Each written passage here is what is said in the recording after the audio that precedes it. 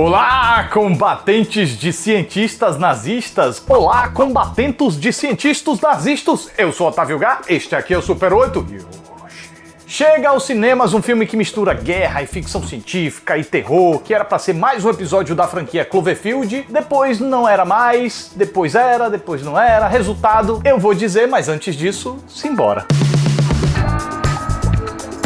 Operação Overlord é uma cirurgia em cima do Lorde? Por que o Capitão América não ajudou se ele tava vivo nessa época? Tá valendo chamar os nazistas desse filme de nazistas ou alguém vai reclamar? Tudo isso e muito mais agora. Durante a Segunda Guerra Mundial, jovens combatentes americanos são enviados a uma missão praticamente suicida num vilarejo no interior da França. Eles deviam destruir uma torre de rádio numa igreja dominada por soldados nazistas para que as tropas aliadas pudessem chegar chegando nas praias da Normandia naquele que seria conhecido como Dia D.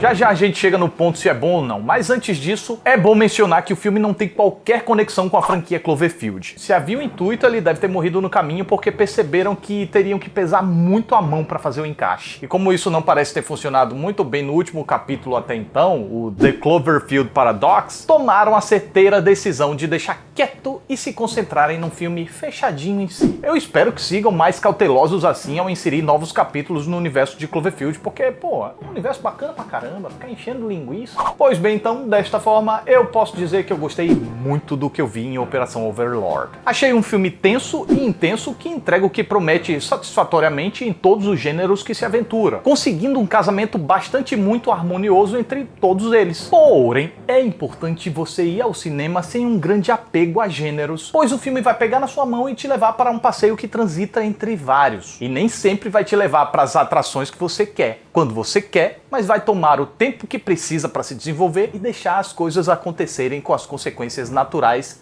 diante do panorama que foi montado. A trama dá a largada como um típico filme de guerra, de forma mais pé no chão, visceral, impactante. São jovens soldados americanos chegando lá nas Europa no meio do pau piando. É tiro pra cá, explosão pra lá, com as mínimas chances de sobrevivência. E quando os perigos parecem que dão um tempinho, tome mais lasqueira. Então chega o segundo ato e a narrativa dá uma aparente esfriada. Eu digo aparente porque a cadência dos acontecimentos parece que não tá progredindo, mas calma. É aqui que aquele seu desapego com o gênero tem que ser exercitado, pois se você achou que seria um filme de guerra, você pode se frustrar com a história saindo do macro de guerra e encolhendo para uma situação micro, dentro de uma casinha, num vilarejo. E se você captou por aí que seria um filme de terror, sua ansiedade pode saltitar demais, fazendo com que você se decepcione. Pois como eu disse, o filme vai levar o tempo que precisa. Pois bem, esse segundo ato é muito funcional para quem entrou no cinema desavisado, sem esperar muita coisa. Pois essa é a etapa de conversão, em que o filme vai gradativamente trabalhando suspense, arrumando as peças no tabuleiro,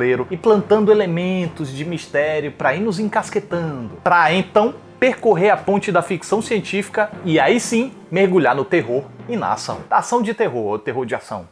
Você entendeu? Notem que, inclusive, a trilha sonora ajuda a dar o tom nesse caminho que o filme trilha entre gêneros. De uma coisa mais séria e solene, vai suavemente inserindo tons fantasiosos para ir já marinando o espectador, sugerindo que coisas fora da caixinha estão prestes a acontecer para também não pegar a gente desprevenido com as caçarriadas, para que a gente não sinta estranhamento quando o elemento fantástico entrar em cena. E assim o filme se forma multigênero, enquanto o filme de guerra, as singelas críticas às enrascadas quase suicidas, às quais os jovens eram enviados, mas no frigir dos eggs a guerra serve apenas como ponto de partida para uma diversão escapista. Vamos ser sinceros, né? A existência de incongruências históricas como os batalhões mistos com negros e brancos mostra que o filme não está buscando fazer um retrato histórico fidedigno. Na verdade, faz até um revisionismo com essa missão de destruir a torre que nunca aconteceu e, claro, ainda insere o elemento fantástico que eu acho que também nunca aconteceu, né? Vai saber. Já enquanto filme de suspense e terror, há uma boa mistura de ideias que, sem entregar muito, eu posso dizer que você vai encontrar elementos de Reanimator, Enigma do Outro Mundo e Zumbis na Neve, talvez. Sei. A abordagem do terror é violenta, é gore, mas é daquelas bem pipoconas com direito a uns 2 jumpscares previsíveis e um roteiro cheio de clichês. Mas, ao menos, use esses clichês a seu favor para criar boas ciladas e soluções igualmente satisfatórias que por sua vez geram consequências que criam novas ciladas e nananã, que vai criando nananã. E assim o filme mantém a catraca da causa e consequência girando com naturalidade até o final. E consegue fazer isso carregando o espectador por todas essas sensações que pretende de forma muito imersiva. Quer dizer, desde que você consiga embarcar inicialmente na viagem. Porque se você já começar meio mambembe assim, eu acho que não vai engrenar não. Porque não vou mentir que tem alguns probleminhas de lógica que alguns podem considerar muito difícil de engolir. Eu notei alguns, mas como eles não faziam parte da estrutura principal que sustentava a trama, não chegaram a me incomodar a ponto de prejudicar a minha experiência. Pra mim, o pior foi a aleatoriedade do efeito do soro, que funciona convenientemente de acordo com a necessidade do roteiro. Então se eu perdoei isso, o resto foi detalhe bobo. Eu honestamente acho que se você não entrar na sala procurando cabelo em ovo, a experiência deve ser bem positiva sim. Os personagens também não são grandes coisas, mas são peças eficazes dentro do que a proposta pede. Os alemães mesmo são criaturas vilanescas e estereotipadas, e é meio difícil não ser quando se trata de nazistas, né? Mas impõem um perigo necessário aos mocinhos. É meio difícil quando não se trata de nazistas, né? E o líder deles, o Michael Shannon, dinamarquês, piloto...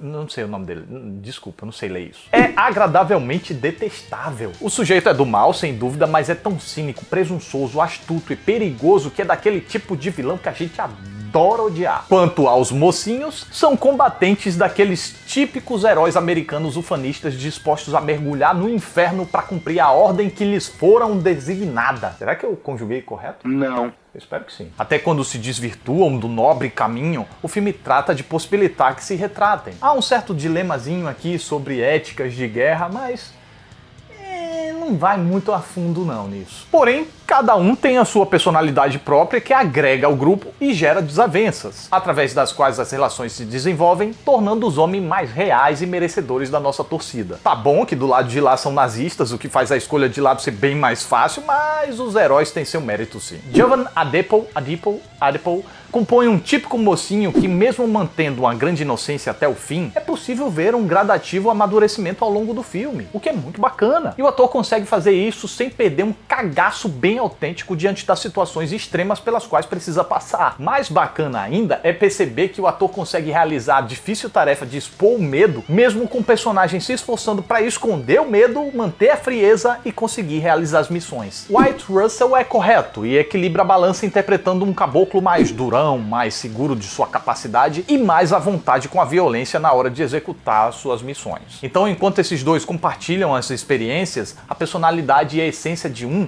age sobre a do outro, de modo que gradativamente eles engrandecem um ao outro sem saber que estão fazendo isso. Fechando o elenco, tem ainda o personagem falastrão, que é chato pra cabalges no início, mas com o tempo acaba conquistando um pouco a nossa simpatia ao desenvolver uma relação de padrinho do molequinho, o que até rende alguns momentos engraçadinhos que não forçam tanto a barra como no início do filme. O repórter tem o papel de ser inocente ao ser jogado naquele buraco sem fazer ideia do inferno que é a guerra. E por fim, a moçola, que não faz parte do batalhão, mas é uma sobrevivente francesa, que é uma personagem forte e que sabe se virar muito bem sozinha. Com tudo isso, Operação Overlord garante uma boa diversão para quem gosta de uma boa dose de violência e bizarrices. Com um orçamento de 38 milhões de dólares, que não é irrisório, mas também está longe de ser uma fartura que permita despirocamentos excessivos, principalmente se a gente levar em consideração os padrões de Hollywoodsons, a direção conseguiu entregar um resultado bem redondinho, com bastante uso de efeitos práticos, muito bem realizados por sinal, o que sempre me agrada, pois deixa o resultado mais crível do que aquele CGI, sabe?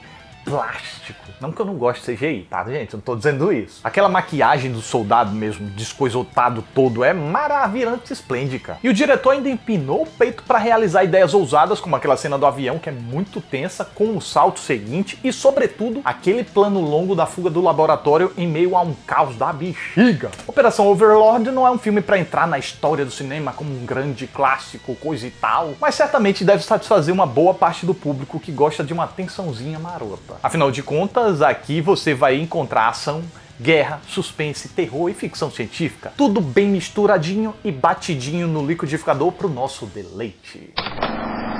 E esta é a minha reação ao filme.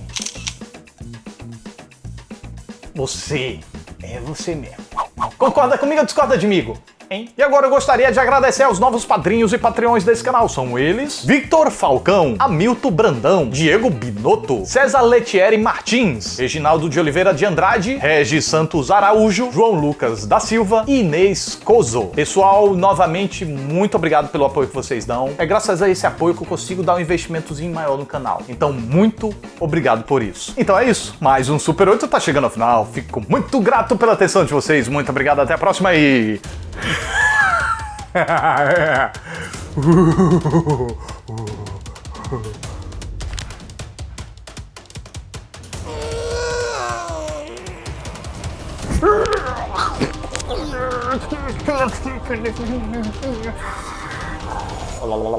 Ué, negócio é forte. Negócio é... Oh.